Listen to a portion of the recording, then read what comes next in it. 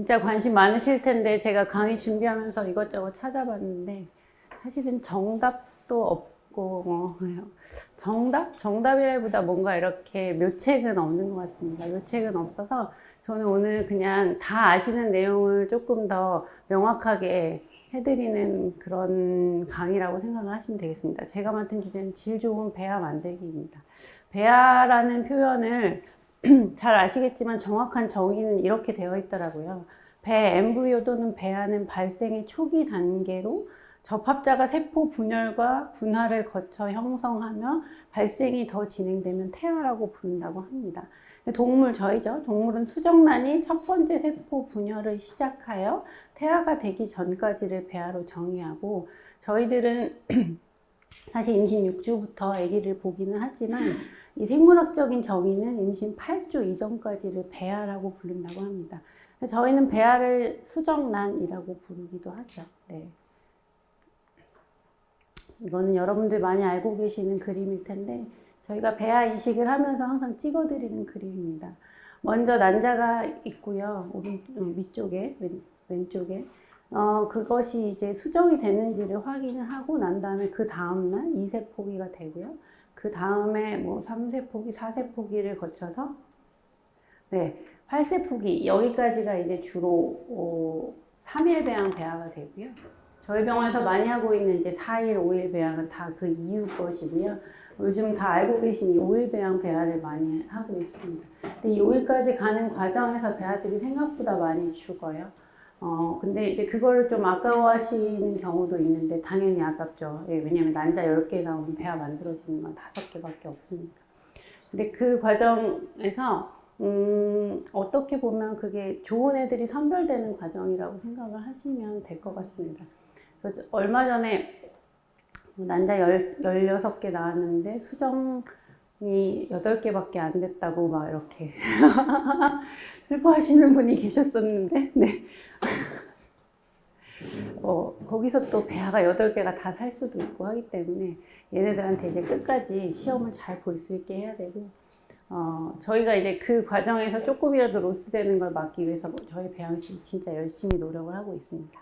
네. 제가 동영상을 준비했는데 이거 너무 잘 아실 것 같은데 클릭 좀 해주세요. 네. 이거 타임랩스로 배아 형성되는 과정 찍은 거거든요. 여러 번 보셔서 아시겠지만 정말 신비로운 것 같습니다. 맨날 들여다봐도 너무 재밌고 신비로운데 이렇게 지가 알아서 막 분열을 하는데요. 더 신기한 거는 이런 세포들이 나중에 생명이 된다는 게 저는 매일 보지만 아직도 너무 신기한 것 같습니다. 그런 면에서 보면 이건 우리가 하는 일은 아닌 것 같고 누군가가 해주시는 일인 것 같은데 저는 종교는 없는데요. 다만 이제 막 힘들게 임신이 안 되다가 저희 병원에 와서 하신 많은 분들은 저희와 인연이 좋은 분들이라고 생각합니다. 네. 저렇게 예쁜 배아가 나오기 위해서 저희가 엄청 열심히 노력을 하고 있는 것이라고 생각합니다. 네. 요즘 인터넷에서 눈사람 배아와 감자 배아라고 되어 있는데 사실은 이게 인터넷 용어고 의학 용어가 아니라서 저는 누가 더 좋은 배아인지 사실 모르고 있었어요. 네. 왜냐면 눈사람 배아라는 거는 딱 봐도 그냥 이 오일배양 배아가 부화가 이제 되기 시작해서 저렇게 2개의 세포로 나누어지니까 눈사람 배아겠다 했는데 감자 배아는 뭐지? 라고 했는데 사실 이거 보니까 이번에 알게 됐는데 감자 배아는 완전히 부화가 끝난 좋은 배아라고 하더라고요. 일반적으로 5일, 6일 배아, 그러니까 5일째 되면 이렇게 되고 6일째 되면 이렇게 된다고 생각을 하시면 될 것 같습니다. 자, 난자, 정자가 수정이 돼서 만들어지는 게 결국 배아잖아요. 그러면 좋은 배아를 만들려면 난자와 정자가 좋아야 된다는 게 되게 기본 상식인 것 같습니다. 그래서 질 좋은 배아 만들기 프로젝트라는 거 제가 그냥 이름을 지었는데 여기서는 각자 해야 될 일이 따로 있다고 생각합니다. 네, 첫 번째는 부부가 해야 할 일입니다. 그래야 부부가 많이 노력을 해주셔야지 일단은 좋은 배아를 제공할 수 있는 좋은 정자와 난자가 만들어지는 거고요. 그 결과 이렇게 웃을 수 있었으면 좋겠고요. 제가 그냥 아주 간단하게 정리를 했습니다. 질 좋은 정자를 만들기 위해서는 이런 것들을 하셔야 된다고 합니다. 너무 잘 아시는 건데요. 여기서 제가 이걸 가지고 온 이유는 흡연은 안 좋은 거 당연히 다 아시는데 흡연을 하면 정자의 질과 개수가 저하됩니다. 음주는요, 하루에 한 캔의 맥주를 매일 마시는 거는 안 좋다고 합니다. 네. 가끔 술 드시는 분들이 도대체 하루에 얼마까지 먹는 게 안 좋고 좋은 거냐 물어보시는데 이렇게 아예 연구 결과가 나와 있더라고요.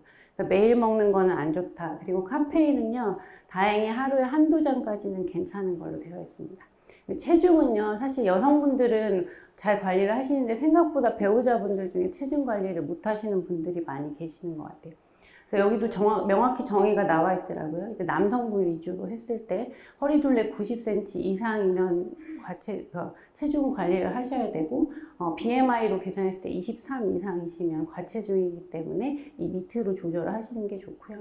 이 식단과 운동에 대해서도 저는 일반적으로 일주일에 3번 유산소 이렇게 말씀을 드렸었는데, 남자의 경우에는 식단은 단백질과 신선한 과일 및 채소를 드시는 거 당연한 것 같은데, 이 심박동이 너무 상승되지 않게 하는 게 좋다고 되어 있더라고요. 그래서 왜 그럴까, 제가 이제 논문을 참고해서 한 건데, 정자 자체가 온도가 높으면 안 좋잖아요.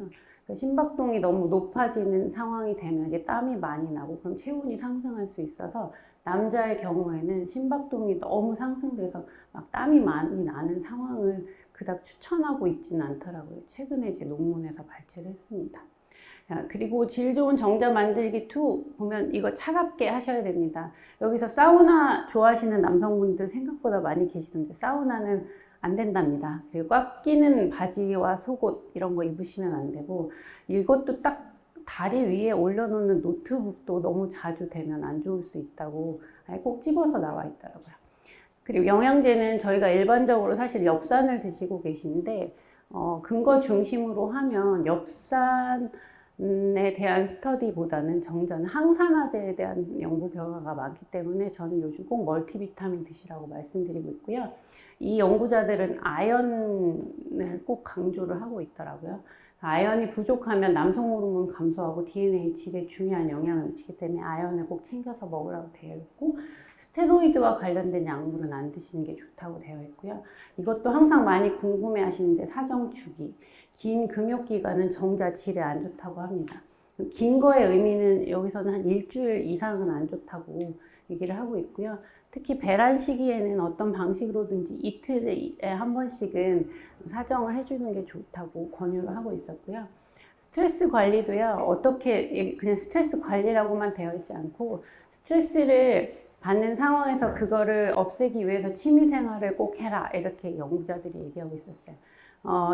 그러니까 본인의 취향에 따라서 취미생활을 꼭 해서 스트레스를 하라고 되어 있고, 환경 호르몬 및 미세먼지는 사실 저희가 현대인이 살면서 피하기가 어렵기 때문에 최대한 노출이 적게 그냥 노력을 해라라고 되어 있었습니다. 이번에는 앞서 말씀드린 이런 내용들을 남편분 계신 분도 계시지만 배우자분들께 잘 말씀을 주셔가지고 실제로 얼마나 실천을 하고 있는지 생각을 해보시면 아마 반도 실천을 못 하시는 경우가 많이 있을 거예요. 제 환자분 한 분이 제가 이런 얘기를 했더니 본인은 직업 특성상 스트레스를 안 받을 수 없고, 소믈리에이기 때문에 술도 매일 먹을 수밖에 없고, 최근에 정치적인 이슈 때문에 그거와 관련된 일을 하고 있기 때문에 스트레스 관리를 할 수 없습니다. 이렇게 말씀을 하시는 거예요. 제가 나한테 무슨 얘기를 해달라는 거지라는 생각을 하고 그냥 넘어갔는데, 그분을 비하하려는 게 아니고, 그래서 이게 되게 그냥 아무렇지 않은 얘기 같은데 사실 실천하기 되게 어려우니까 한번 본인의 건강을 위해서도 실천을 해보셨으면 좋겠습니다. 질 좋은 난자는 저보다 더 많이 알고 계실 거예요. 인터넷에 떠돌아다니는 얘기들도 저보다 훨씬 더 많이 알고 계실 것 같고, 그래서 저는 그냥 딱 영양제만 오늘 준비를 했습니다. 제가 찾아본 가장 최근에 이제 영양과 관련된 연구 논문이 정리되어 있었는데요. 이렇게 연구가 제일 많이 된 것들 위주로 이렇게 가지고 나왔습니다. 여기는 제가 이거를 인용한 이유는 최소 용량에 대해서 언급이 되어 있더라고요. 멜라토닌은 3mg 이상만 먹으면 된다. 엽산은 400마이크로그램 이상만 먹으면 된다. 미오이노시톨, 디키로이노시톨도 각각 4g, 300mg 이상을 먹으면 좋다. 그리고 시스테인도 1.2g 이상, 코큐텐 600mg 이상, 카르니틴 1g 이상, 비타민 D 89 마이크로그램 이상만 먹으면 충분하다라고 이 연구자들이 이렇게 정의를 해놓고 미니멈 도즈를 적어놔서 여러분들이 궁금해하실 것 같아서 제가 참고로 했습니다. 자, 질 좋은 배아를 만들기 위해서 여러분들이 노력을 해주셨으니까 이제 의료진들도 노력을 해야 되는데, 제가 유튜브 채널이 있는데요. 유튜브 채널의 이름이 둘째 언니 닥터고입니다. 이거 약간 홍보를 하자면 둘째 언니가 된 이유는, 저는 개인적으로 셋째 딸이기는 한데요. 첫째 언니들은 너무 무서울 것 같고, 그렇다고 셋째를 하자니 너무 좀 우스워 보일 것 같고, 그래서 둘째를 했고요. 그리고 둘째는 둘이라는 의미가 임신의 두 줄이라는 의미도 있고, 하나의 생명이 둘이 되는 거, 그리고 제2의 인생 뭐 이런 게 있어서 둘이라는 표현이 좀 들어갔으면 좋겠고, 좀 친근한 이미지에 언니가 들어갔으면 좋겠다 해서 이제 둘째 언니 닥터구로 한 건데요. 그래서 이제 제가 두 가지로 나눴습니다. 질 좋은 배아를 만들기 위해서 우리 의료진들이 해야 될 일은 무엇인가? 그러니까 닥터의 입장에서, 난임 전문가로서의 입장에서는 이런 것들을 해주면 됩니다. 이것도 논문을 정리해서 나온 건데요. 하고 싶은 얘기는 뭐냐면, 과배란 방법도 생각보다 난자의 질에 중요하다고 되어 있고, 배아의 질에도 중요합니다. 일반적으로 한 80% 정도는 루틴한 방법으로 하고 있고, 그게 큰 문제가 없는 분들한테는 아무 상관이 없지만, 반복되는, 그러니까 같은 방법으로 반복해서 했는데도 난자의 질이 안 좋거나 배아의 질이 안 좋을 때는 과배란 방법을 바꿔보는 것이 생각보다 좋은 결과를 가져오는 경우가 종종 있습니다. 물론 저희 같은 과학자들이 생각할 때 근거에 질이 좋거나 대규모 스터디가 되어 있진 않지만, 좋은 난자를 만들기 위한 과배란 방법들, 그리고 어떤 약물을 추가해야 되는지에 대해서는 굉장히 스터디가 많이 되어 있고, 그런 것들은 이제 저희가 잘 숙지를 해야겠죠. 열심히 공부를 해서. 그래서 환자분들한테 이러이러한 이유 때문에 이러이러한 거 새로운 걸 한번 해봅시다 라고 제안을 하는 게 저의 할 일이라고 저는 생각을 하고 있습니다. 그래서 여러 가지 질 좋은 배아를 만들기 위해서 이미 많이 하고 있는 것들도 있는데요. 생각보다 과배란의 약물 자체를 바꾸는 것도 있지만, 시작 시기를 바꾸는 것도 중요한 것으로 되어 있습니다. 성장 호르몬이나 뭐 PRP 하는 것들은 다 알고 계시고요. 근데 사실은 저는 둘째 언니가 해야 할 일이 더 많다고 생각합니다. 아까 말씀드린 대로 약물을 어떻게 바꾸고 하는 거는 여러 주치의 선생님들 많이 하고 계실 것이라고 생각하고요. 주치의 성향도 있고 경험도 있기 때문에 정답이라고 말할 수는 없는데, 제가 뭐 길지는 않지만 10년 넘게 난임 환자들을 보면서 저는 사실 이게 더 중요하다고 생각합니다. 아까 김 원장님이 쉬운 길은 아니지만 계속하면 된다. 제가 진짜 좋아하게 된 표현이 존버거든요. 존버. 난임은 존버를 하면 되는 경우가 진짜 많아요. 저는 사실은 존버라는 표현도 알게 된 지 3, 4년밖에 안 되긴 했는데, 근데 그 존버를 잘 할 수 있게는 혼자 하기는 너무 힘든 것 같아요. 그래서 그거를 배우자분의 역할이 가장 크다고 생각하고, 그거를 의료진들이 잘 해주는 게 중요하다고 생각합니다. 결과가 나쁠 수도 있고 좋을 수도 있고, 나쁜 경우에 이런 말 한마디 한마디가 다시 이렇게 일어날 수 있는 힘이 된다고 저한테 말씀을 해주신 분들이 많이 계셔서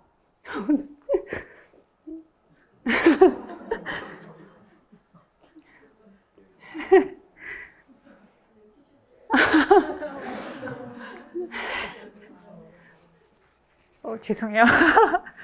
아니, 너무 힘들게 하고 계신 분들이 많아가지고 제가 그래서 요즘은 이런 거에 더 초점을 둬서 진료를 하고 있어요. 네, 넘어갈게요. 네. 우리 연구실에서 해야 되는 일도 반드시 있다고 생각합니다. 어떻게 보면 이건 우리 연구실 자랑이긴 한데요. 우리 연구실은 다 아시는 것처럼 지금 최신 기술은 되지 않는 게 하나도 없어요. 저희가 모두 다 될 수 있게 세팅을 하자고 원장님들 말씀하셨었고, 거기에 동의를 해서 진짜 적극적으로 투자를 해서 일단 마련해 놨고요. 근데 이거는 뭐 이미 다 알고 계시는데, 사실은 저는 우리 연구실의 자랑은 이거 같습니다. 우리 연구원 선생님들은 사실 배아만 보기 때문에 어떻게 보면 그냥 되게 단순한 잡을 하는데, 우리 연구원 선생님들은 정말 환자한테 관심이 많아요. 그래서 실제로 임신율이 또 다 챙겨보시고 환자의 이름과 차트만 보지만 이렇게 많이 보는 이름들이 있거든요. 그런 분들의 이름을 다 보고선 꼭 주치의한테 지나가면서 그분 임신 됐는지 안 됐는지 먼저 물어봐 주시고 임신이 된 거를 수치로 확인하면 저희한테 와서 되게 막 기뻐하시고 하거든요. 그래서 그런 것들이 되게 우리 연구원 선생님들의 자랑이고 그래서 저희가 배아를 잘 키우는 게 아닌가 하는 생각이 진짜로 실제로 들고요. 계속 말하지만 이전 차트를 꼼꼼히 보는 것도 쉽지는 않습니다만 우리 선생님들은 진짜 꼼꼼히 보고요. 저희 병원이 진짜 자랑은 배아를 보고 또 보고 보고 또 봅니다. 네, 5일 배양 배아가 나왔다고 그때 안 좋다고 바로 버리지 않고 6일, 7일까지도 키우고 있고요. 그럼 7일 배양 배아는 안 좋은 거 아니냐 이렇게 말씀하실 수 있지만 그래도 최근 데이터에는 6일 배양 배아도 괜찮다고 7일 배양 배아도 괜찮을 수 있다고 되어 있어서 저희는 절대 그날 딱 보고 버리지 않고 애들한테 더 클 수 있는 기회를 주고 있고요. 그렇기 때문에 일이 진짜 많은 걸 저희가 잘 알고 있거든요. 그래도 절대로 배아를 7일, 8일까지 막 키우시지 절대 중간에 버리고 그러진 않으시더라고요. 그리고 의료진과 긴밀하게 소통하기 이것도 별거 아닌 것 같지만 진짜 중요해요. 저희가 아침마다 시술을 하러 가면 우리 소장님이 막 차트를 이만큼 갖고 나오시거든요. 이분은 어떻게 할까, 저분은 어떻게 할까 이런 걸 계속 물어보시고 저희가 배아를 직접 보는 사람이 아니기 때문에 생각하지 못한 문제들에 대해서 제안을 진짜 많이 해주세요. 진짜 감사하게 생각하고 있어요. 그리고 저희도 마찬가지지만 연구실에서도 배아질 좋게 하는 최신 지견들이 많이 나오고 있기 때문에 그런 공부도 열심히 하고 있고요. 제가 감동받은 게 사실 6번, 7번인데 저희 연구실 선생님들은 환자분의 블로그 리뷰도 보고 있습니다. 네. 블로그 리뷰에서 안 좋은 게 있거나 혹시 배양과 관련돼서 컴플레인이 있는 것 같으면 꼭 저희한테 말해 주시고 원장님 제가 이거 찾아봤는데 이분이 이런 것 같아요 그러면서 하고 하나 예를 들면 완전 초창기 얘기인데 임신이 될 듯 될 듯 안 되는 분이 계셨어요. 그래서 왜 그러지 막 이유를 잘 모르겠다고 연구실하고 열심히 얘기하고 있었는데 연구실 선생님 한 분이 그분 블로그를 우연히 보신 거예요. 근데 알고 봤더니 우리한테 과거력을 말해주지 않은 과거력이 하나 있었어요. 그게 블로그에 써 있었어요. 그래서 그거를 보고 그게 원인이 될 수 있겠다 해가지고 그 교정에서 임신하신 분이 실제로 계세요. 그래서 그때 우리 연구실에 진짜 환자한테 관심이 많구나 이런 생각을 해서 되게 고맙게 여겼습니다. 네, 이거는 병원이 할 일입니다. 베스트 오브 여성의원이 해야 할 일인데요. 저희가 지금 2년이 됐는데 제가 단체 사진도 있고 개원 100일째도 있었고 1년째도 있었고 막 이렇게 회식하면서 2년까지 왔는데 이 기간 동안 아까 말씀드린 주치의도 중요한 역할하고 연구실도 중요한 역할하지만 이 베스트 오브 미가 다 한 팀이 돼서 우리 간호부도 굉장히 중요한 역할을 하고 있는 것 같습니다. 이것도 이 자리를 빌어서 감사의 말씀을 드리면 우리 간호부도 진짜 환자한테 애정이 많은 것 같아요. 그래서 사실은 컴플레인을 막 하실 수 있는데 이게 주치의들한테 못하고 간호사 선생님들한테 하는 경우가 많이 있는데 그런 경우에도 다 이렇게 일일이 응대를 잘 해주시고 우리 환자들이 얼마나 마음이 힘들면 그러겠냐라는 마음이 기본적으로 저희 직원들은 좀 깔려 있는 것 같아서 이 자리를 빌어서 감사의 말씀을 전하고 베스트 오브 미 여성의원이 좋은 배아를 만들기 위해서 해야 할 일은 우리 간호부에서는 직원들은 여러분들을 스트레스 주면 안 되는 것 같아요. 그래서 더욱 친절하게 그리고 더 시스테믹하게 움직일 수 있도록 노력을 하겠습니다. 네, 별거 아닌 얘기를 너무 장황하게 해서 죄송하고 마지막 슬라이드인데요. 제가 이제 감사 편지를 받으면서 제일 이런 문구를 써주셨어요.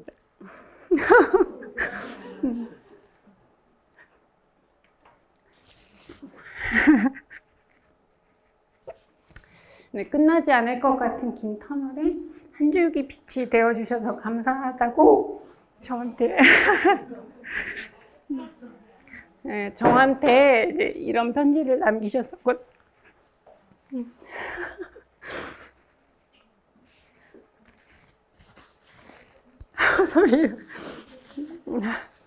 그래서 이제 이런 감사 편지가 너무 감동적이었고 제가 더 열심히 해야 되겠다는 그런 다짐을 하게 된 계기가 됐어요. 그래서 나름 공부도 열심히 하고 두 원장님들 어떻게 하시는지도 열심히 컨닝하고 있거든요. 그러니까 여러분들도 지치지 마시고 저희와 함께 잘하시면 분명히 좋은 결과가 있을 것이라고 저는 믿어 의심치 않습니다. 감사합니다.